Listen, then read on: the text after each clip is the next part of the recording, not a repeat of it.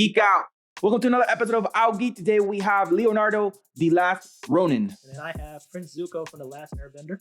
Leo was made by NECA. And then my toy was made by OGK&x. And we're excited to talk to you about the art, the colors, and the style of these figures for you. So hang on and let's geek out. Welcome back, and we're going to talk to you about Leo. So Leo is the version of the Last Ronin. We just previously went over Raphael from the Last Ronin. Really awesome figure, Raphael and Leo. I think, to be honest, hands down, Leo beats out Raphael on this figure. The style of art, the painting, the shadings, the tools that were brought to this figure just outmatched completely Raphael. Although I'm not saying Raphael is garbage, at the same time it's awesome, but this just went to another level. So I'm very excited if they are going to come out with Donatello. I'm very excited to see what they bring into the table. But as you guys can see, I'm going to do a zoom in review of this figure so you guys can see it on the spinner. Really awesome swords. We got some nice art here on the box. We have Leonardo. They're very menacingly charging at somebody with the twin blades. We also have the signature of the actual maker of the figure right there in the front of the front page of the figure box. We have some art here, Michelangelo, the Last Ronin. We have on the back, we have a nice story of the Last Ronin, like a summary, and also several pictures of Leonardo. And on the side, we have, again, Leonardo here, which is the figure 4 here that's been released. So by NECA, it's an awesome figure. I love it. I mean, I saw it. I got to go buy it. So shout out to the eBay contact that got me this figure. His name is Lord Bartok. So thank you again for sending me this figure. So really awesome figure. I took it out, played with it for a little bit, taking all his hand gestures out, checking how the style looks with the figure. Has his twin blades on the back, very nicely shaded. I will do a close-up on all of his weapons that he came up with. Really cool attention to detail what they did with the sword. Nice shading on the brown and black with his gray sword, twin blades that he graciously always attacks people with. So awesome, great figure. Over here under his little cape, we see where they slide in. They have some holes here. Just really great attention to details. We also have some some side pockets for his kunais. These I inserted them in there, so they do come out. Really, again, just good attention to details. We have a couple of them here also. He does come with 3 other sets of hand gestures. 2, the ones that he's wearing right now. He has 2, closed up fists ready for action, and he does come with 2 to hold his twin swords, twin blade swords. He does come with the typical ninjutsu kind of finger gestures. Yep. And then we have a couple of open hand gestures just to attack or climb or whatever. But overall, great design on them. We have the nice brown pads here on his biceps or on his arms. It's really awesome type of art that they did. Love his face. He does come with a second head that you can remove this head out and put his grinning face on. But honestly, I think the serious face for Leo really just brings his figure together. I think I like the scarf that goes around his face or his his head, and on the back kind of looks like a little cape. Just really menacing looking figure. So overall great job by them. I love it. I have nothing bad to say. I think they outdid themselves from Raphael to Leonardo. I think they really blew it out. So if you guys love TMNT, if you guys liked when watching them when you guys grew up, go ahead and get this figure. It's awesome. It's very pulsable too. The colors are great, just like you took it out of straight out of the comic book. Straight out of the comic book. The cell shading. I really like this. My favorite thing is the scarf, because he looks like he's like a roaming samurai. Yeah, like a rogue. Yeah, right. I like that. Leonardo, this version of Leonardo is the Last Ronin. He's seen things, he's done things. He's just covering his face. I like it. It really gives that rogue assassin look to it. That's my favorite thing about it. Yeah, he does. And that's why I saw the box. I'm like, I got to get this figure so I could show it off on the channel. And you guys like TMNT, toys, collector items, Funko Pops, figures, whatever. This is a must-have for your guys' collection. I love it. It's gonna sit right next to Raphael. I'll bring him out and show them both together spinning on the wheel, so you guys can see the great art that Nick brought us on these figures.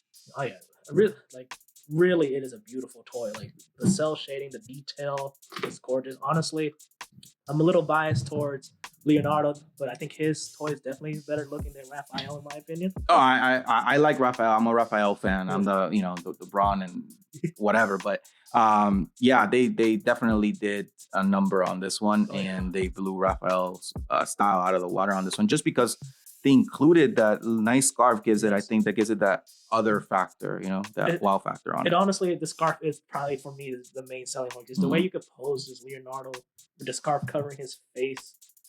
And the katanas or the swords look cool. I just like it. It visually is my favorite looking. Yeah, absolutely. Let's see what they bring with Donatello if they have released it yet, or if they're going to, because I think that'll be cool.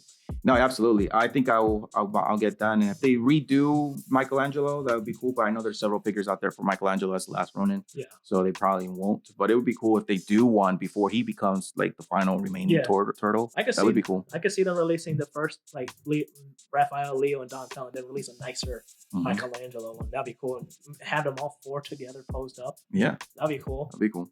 I like that. But yeah, that's what I got. I'm bringing out here for you guys to see. This channel is all about rating and looking at cool figures. So just in case you are on the edge of buying it or not buying it, you guys can see it out of the box. We're not afraid to take it out of the box and losing that collector's item value. So I would say go ahead and get it. Post it with your other TMNT collection. It's an awesome figure.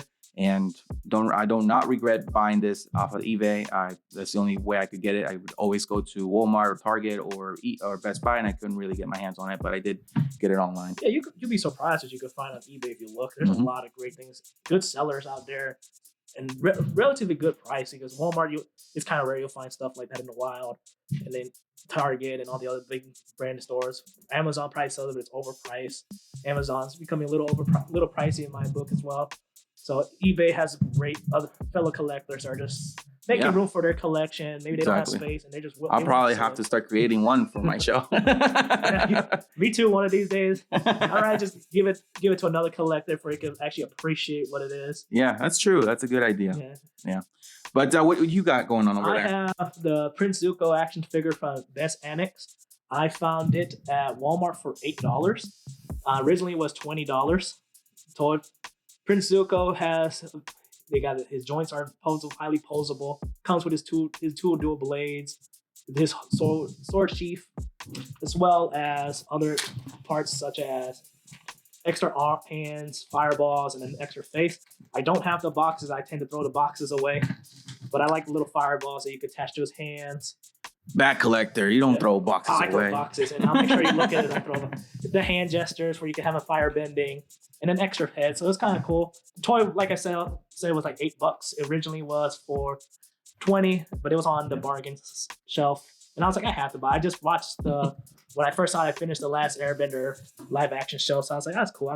I loved me some Last Airbender. I don't have really much Last Airbender merchandise. Do they have a nature bender or something like that? Well, they got water, earth, air, and fire. Okay, they can create combine two elements. But that's pretty much what the avatar is for. Okay, the avatar is the one that's available to. They could control all four elements. Typically, if you have a village of bend, you only could bend one element. Okay. But the airbender is the one that could learn all four elements, and they could actually mix and match powers. Then the Last Airbender originally aired on February 21st, 2005. Great cartoon. I love it. Three seasons. Great show. Have you watched it at all? I did see the first movie that a lot of people don't like. What movie? That came out. There's no movie. Yes. No, we don't talk about that. Talk about that. No, okay. What are you talking about? I heard. Well, the Netflix. I hear a lot of people like the Netflix show. The Netflix. I haven't seen. I know some of my family members have seen it. But I haven't seen it. Growing up, I wasn't a big Airbender fan watching the cartoons. I highly recommend. It's a good show, and when I rewatch it, I typically skip the first season because I think the show picks up more in season 2.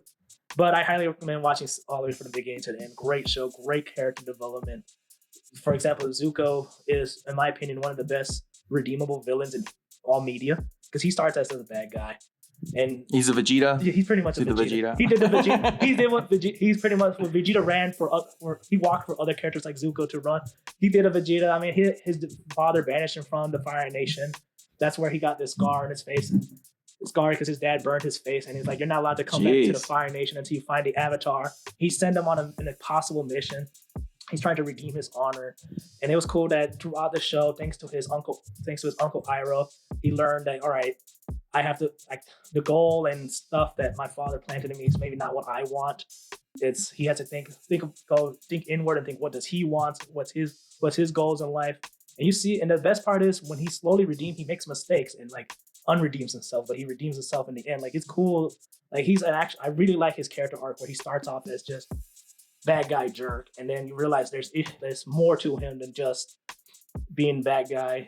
He has daddy issues, family issues.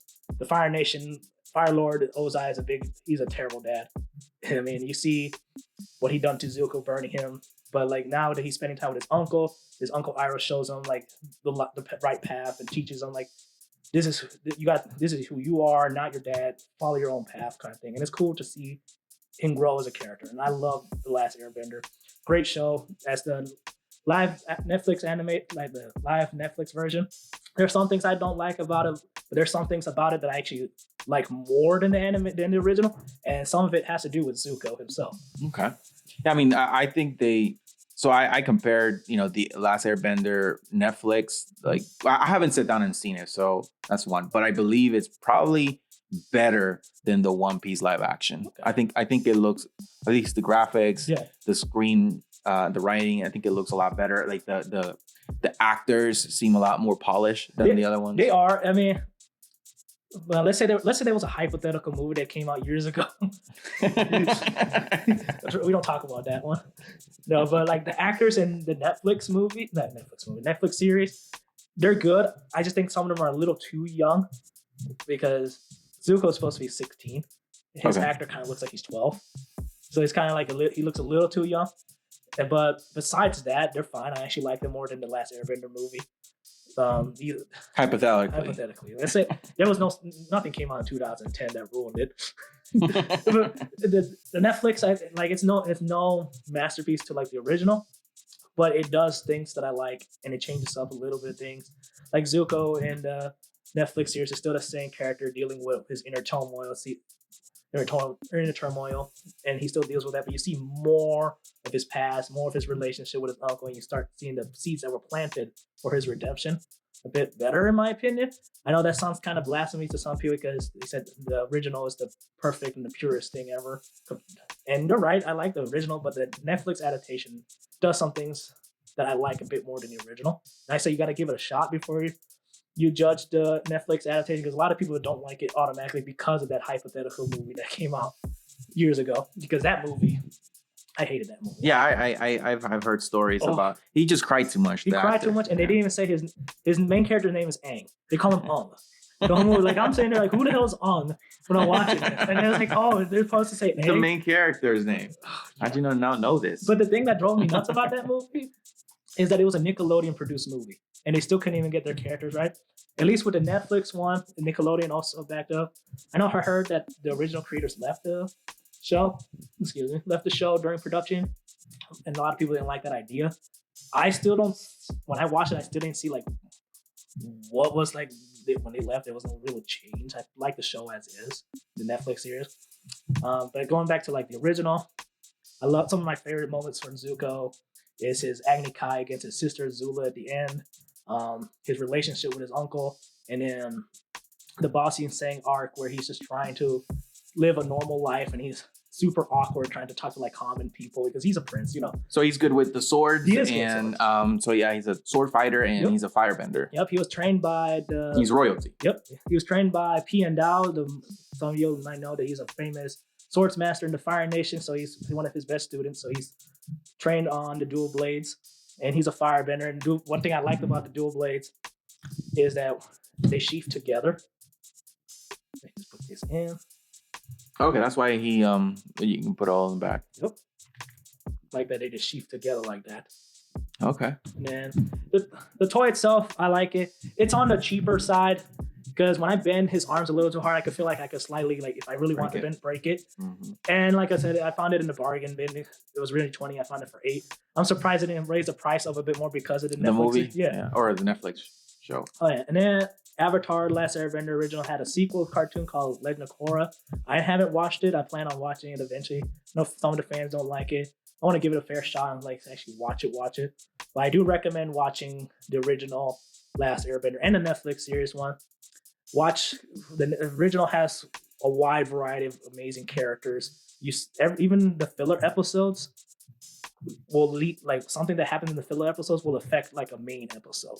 So it's cool. So even like the quote unquote filler episodes have interactions and like effects, it causing effects later. Yeah, it gives a nice broader view of the whole story. Oh yeah. Nice. Oh yeah, and then as for Leonardo and Zuko, I kind of like that. The reason why I picked Zuko is because they're both kind of like honorable kind of characters. Zuko's thing is he fights with like this mindset of honor. I gotta regain my honor. I fight with honor.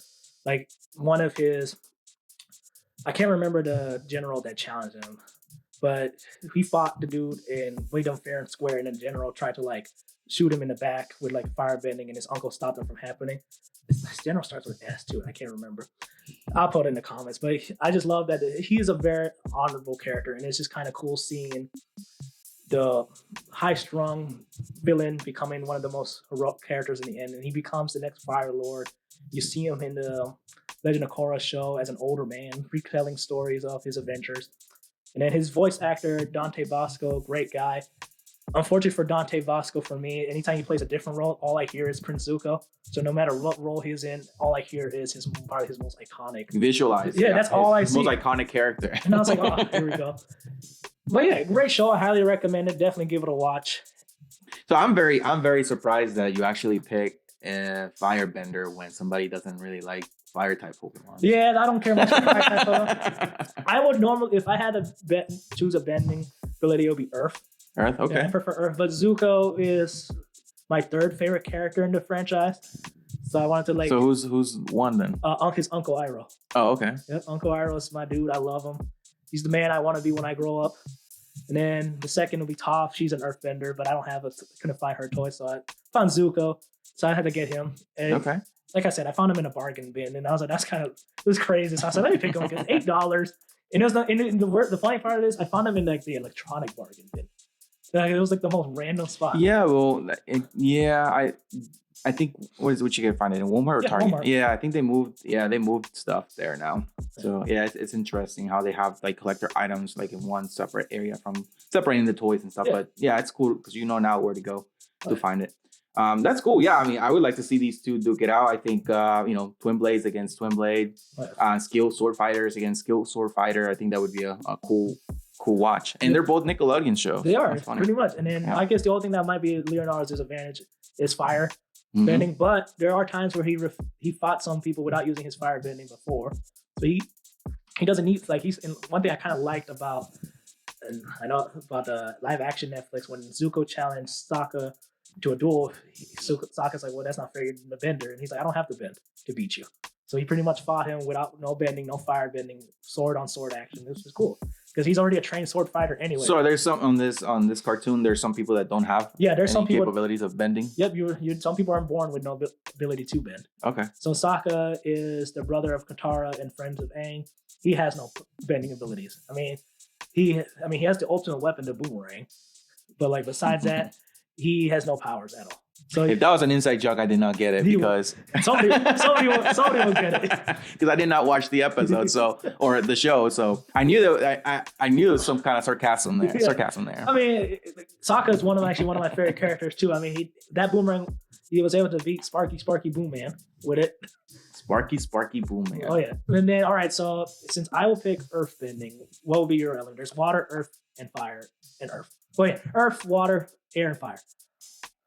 I would probably pick air, really. Speed? Yeah, for speed. Yep, I figured. Yeah, I would pick air for speed. Oh, yeah.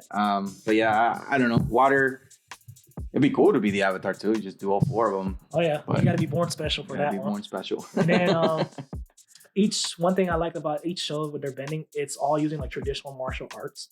So when you watch it, you actually see like this, each fighting pose they do while they're bending is actually like real world martial arts, so it's kind of cool. Okay, yeah, they based it out of an actual real world martial art style. And then the world itself is pretty unique. I definitely give it a watch. I skipped book 1, but nah. So if you like martial arts, if you like powers, that's your show. It is. Even if it's a cartoon and people look down on it because it's a cartoon, I think there's some. Oh, there's the reason why we watch some of these people our age watch some of these shows is because they have good screenwriting. It's pretty much just it's like you were watching a movie. If you watch a show, it's animated, but it's the storytelling that does the reason why you watch. It just tells you watch it because of the screenwriting. There's some of these episodes are better than anything I watch in live action. Yeah. It's really good. Character development, storyline. They kill off one of the characters, and it's really good show. So that's why I watch. So so that does it for our episode. Thank you guys for watching. This was my NECA, the Last Ronin Leonardo version. And I have my Prince Zuko from OGK&x for the Last Airbender. Thank you for watching. Remember to subscribe, give us a thumbs up, hit the notification bell so you don't miss another episode from Out Geeked. Yeah, and then if you like Ninja Turtles, leave in the comment below. Tell us what you liked about Leonardo's Last Ronin. Did you watch the Last Airbender cartoon? Did you like it? What's your favorite book? Did you watch the live action version? Tell me what you liked and disliked about it. And don't talk about that movie. And then thank you so much for Lord Bardock for providing us the Last Ronin toy. He might be a Dragon Ball Z fan, probably. Probably. Ooh, that's if I had to guess. Check out his eBay store and see what you might find some cool collectibles there too. Lord Bardock. Oh yeah. So go ahead and check him out. He has some cool toys. And also remember, geek out. So this is our style of. This is our style, our generation of art. Where you say, how some people have art display in their house, statues, busts. We have these toys that we like to display.